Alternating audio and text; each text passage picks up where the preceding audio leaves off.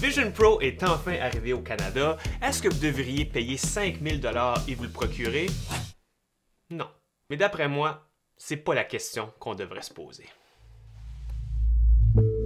Voilà déjà 5 mois que Vision Pro a été lancé aux États-Unis. Tout semble avoir été dit par mes collègues américains. L'appareil est lourd, on doit traîner une grosse batterie, où sont les applications, c'est cher, à quoi Apple a pensé. Dans cette vidéo, je vais vous partager mon expérience avec le Vision Pro, de l'achat aux premières impressions, en passant par l'utilisation quotidienne de l'informatique spatiale. Dans ma vie, j'ai eu 3 moments wow en matière de technologie et où je me suis dit, ça, c'est le futur, on peut pas revenir en arrière. En 1996, en jouant à Mario 64 en 3D après avoir joué à des jeux en 2D. En 2000, lorsque j'ai regardé un DVD après avoir visionné des cassettes VHS. Et en 2007, la première fois que j'ai utilisé un iPhone après avoir utilisé un téléphone cellulaire.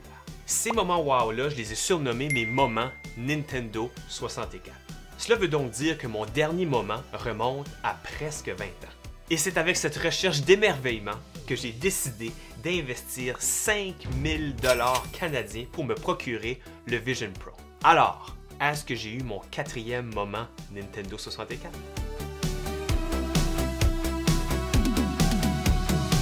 Bonjour hi tout le monde, moi c'est RP, ex-employé à Apple, devenu YouTuber amateur. Le Vision Pro, c'est un projet très ambitieux. Grâce au casque, notre vie numérique se mélange au vrai monde. Le slogan d'Apple, bienvenue à l'ère informatique spatiale.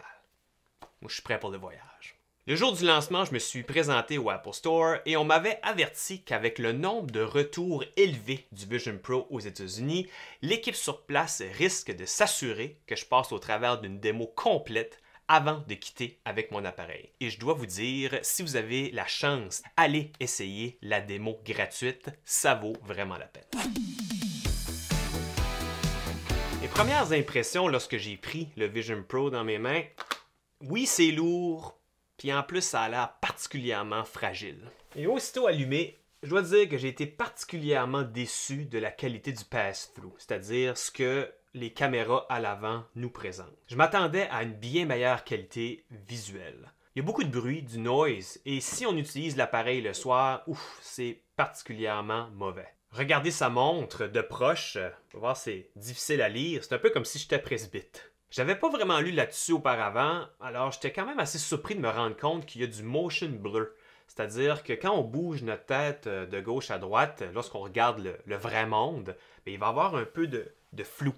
C'est difficile pour moi de le représenter à l'écran parce que dans les vidéos que j'enregistre avec le Vision Pro, on ne voit pas le motion blur. Puis ce qui est intéressant, c'est que ce motion blur ou ce flou-là, on ne le voit pas lorsqu'on est dans le monde virtuel. Au moins, je peux dire que j'ai pas eu de motion sickness, j'avais pas de haut le cœur en utilisant le Vision Pro, contrairement à d'autres casques de réalité virtuelle que j'ai essayé dans le passé. Les yeux humains peuvent voir dans un rayon de 190 degrés, ce qui est à notre gauche et à notre droite. Lorsqu'on utilise le Vision Pro, c'est un peu comme si on collait nos mains contre nos yeux comme ça. Alors on doit bouger un peu plus notre tête pour voir ce qui se cache sur nos côtés. Au moins, je me dis que ça, c'est quelque chose qui ne peut aller qu'à s'améliorant. Mais tout ça, on l'oublie quand on essaie des vidéos immersives. Apple a sa série de démos disponibles sur Apple TV+, et c'est vraiment comme si on y était. J'aurais tellement aimé avoir plus de vidéos de ce type-là disponibles. Et étant moi-même un grand cinéaste, j'ai adoré regarder mes films préférés sur un écran cinéma de 100 pouces. Et les quelques films en 3D disponibles étaient super. Le 3D est bien mieux et beaucoup plus réussi qu'au cinéma. Malheureusement, je ne peux pas vous le montrer à l'écran à cause des droits d'auteur. Mais faites-moi confiance là-dessus. Pour interagir avec le Vision Pro, on utilise les yeux. Après avoir passé au travers d'une configuration rapide où on doit regarder différents points à l'écran, nos yeux deviennent notre souris et notre curseur. Quand on veut sélectionner quelque chose, on n'a qu'à regarder et pincer notre pouce et notre index ensemble pour cliquer. Et en passant, j'ai fait plusieurs tests. Je me suis dit, je vais voir si je fais juste passer proche de pincer, est-ce que ça va fonctionner? Si je suis à 1 mm, est-ce que ça va fonctionner? Et à chaque fois, j'ai jamais été capable de déjouer le système. Ce qui est agréable, c'est qu'on n'est pas obligé de pincer dans les airs comme ça. On peut juste avoir notre main qui est directement sur notre cuisse. Mais malheureusement, ce n'est pas parfait. Quand il fait plus sombre, l'appareil a de la difficulté à reconnaître nos mains et ma frustration personnelle a été lorsque je bouge mes yeux à la dernière seconde avant de cliquer sur quelque chose et que ça sélectionne une photo au lieu de revenir en arrière, par exemple. Mais je me suis rendu compte qu'en utilisant le Vision Pro le soir, après ma journée dans le corps, mes yeux sont un petit peu plus petits, étant donné que je suis un peu plus fatigué, et le système a un peu plus de difficulté à reconnaître où je regarde précisément. Puis je me suis rendu compte qu'en ouvrant les yeux un peu plus grands, c'était plus facile. Peut-être que c'est juste moi par contre. Moi, je suis assez sensible aux pressions sur ma tête. Je vais acheter une nouvelle casquette et rapidement, je peux avoir des maux de tête. Alors, j'étais assez nerveux de voir comment ça allait se dérouler avec le Vision Pro. Est-ce que j'allais trouver ça inconfortable? C'était le cas avec le bandeau double, qui est d'ailleurs le bandeau utilisé dans les démos chez Apple. J'avais ça sur la tête, je n'étais pas capable de trouver une position confortable. J'avais une pression sur le dessus de mes joues. Mais lorsque j'ai essayé le bandeau à une strap comme celle-ci, qui est d'ailleurs si confortable, un des matériels les plus doux que j'ai jamais touché. Le seul détail, c'est lorsque je retire le Vision Pro après l'avoir porté pour une longue période, je ressemble un peu à un raton laveur. Sur le dessus de l'appareil, deux boutons comme sur l'Apple Watch. Quand on appuie sur la couronne, on peut voir notre page d'accueil et si on tourne la couronne, je peux immédiatement me retrouver sur la plage de Bora Bora. Des pires endroits dans le monde. Hein? L'autre bouton sert à prendre des photos ou des vidéos. J'ai adoré prendre des vidéos avec le Vision Pro. En tant que cinéaste, c'est la première fois que mes yeux sont réellement la caméra. Ce que je pointe est filmé et en plus, je peux revivre ces moments-là en 3D. Sur le côté, ici, on a deux haut-parleurs qui fonctionnent super bien. J'ai vraiment été surpris. Et devant l'appareil, comme vous pouvez le voir, on a un écran pour que les gens voient nos yeux. C'est très ingénieux et si on est en mode immersion, lorsque les gens s'approchent de nous, la seule chose qu'ils vont voir, c'est un écran coloré.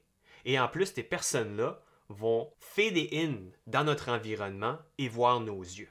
J'ai un de mes amis qui a dit que je ressemblais à Dr. Carroll dans Perfect Dark. J'ai fait rire plusieurs personnes en utilisant FaceTime. Le système permet de scanner son visage et créer un avatar, une version 3D de nous. Et étant donné que le système n'a pas de caméra sur notre bouche, celle-ci va être simulée. Les gens ont trouvé ça particulièrement bizarre et on m'a dit que j'avais toujours l'air indifférent ou fâché.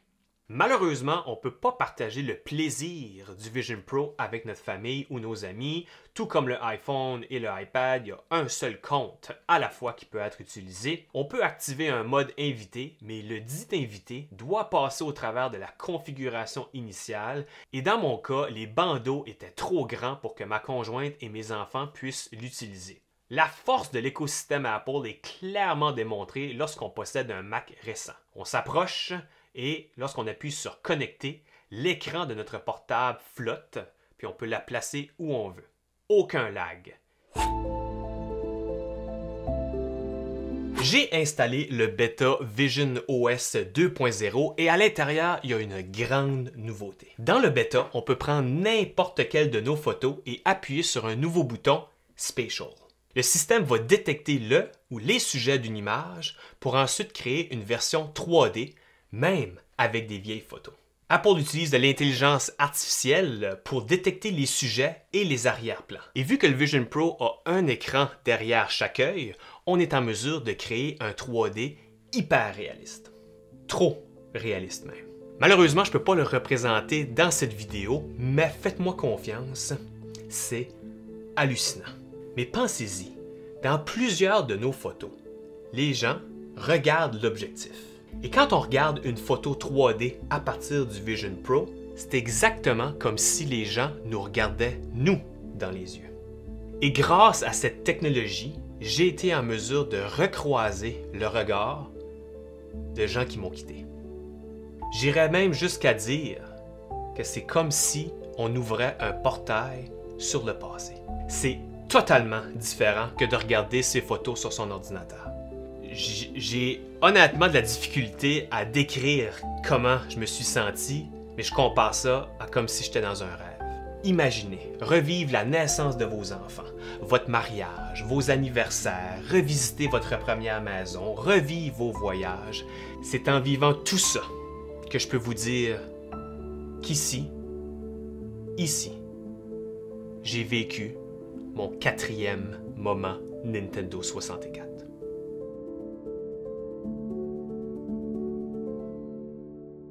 Alors pourquoi malgré ce wow, je dis que ça ne vaut pas la peine de payer 5000 $? Après 2 semaines d'utilisation du Vision Pro, je me suis rendu compte de quelque chose d'assez important. À part les photos, j'avais complété les démos, j'avais regardé mes films préférés, j'avais joué à quelques jeux, puis ensuite, now what?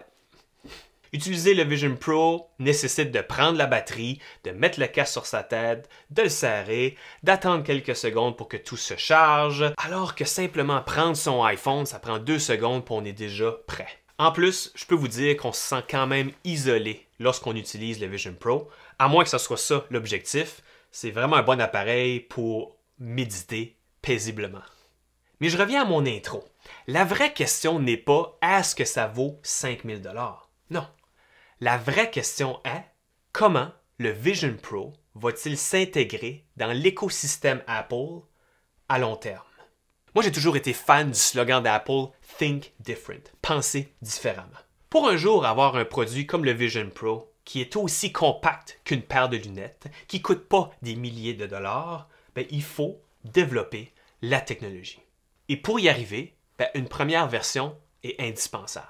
Je crois qu'en s'arrêtant sur le prix, on manque la vue d'ensemble du Vision Pro. Pensons quelques minutes à l'avenir, où, au lieu de connecter notre Vision Pro à une batterie, on le connecte à notre iPhone avec une nouvelle technologie sans fil qui n'existe pas aujourd'hui.